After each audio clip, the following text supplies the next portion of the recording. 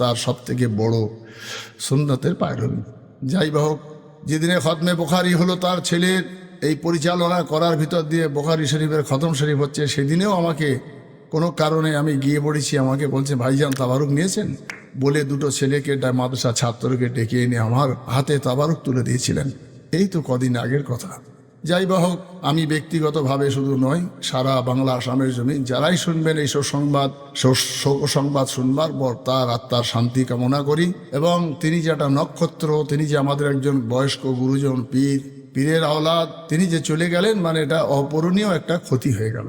এখন বড় হুজুর কেবলা রহমতুল্লাহ আলাইহের একমাত্র সাহেবজাদা পীরজাদা মতিউল্লাহ সিদ্দিকী হুজুর হায়াতে আছেন। আল্লাহ তার হায়াতে তৈয়বা দান করুক এবং তিনি সুস্থ থাকুক। আর আব্দুল্লাহ সিদ্দিকী হুজুরের রুহানি নেক দোয়া আমাদের সবার নসিব হোক। আমি ঘোষণা তাদের তরফ থেকে যেটা পেয়েছি সেটাই বলছি। আগামীকাল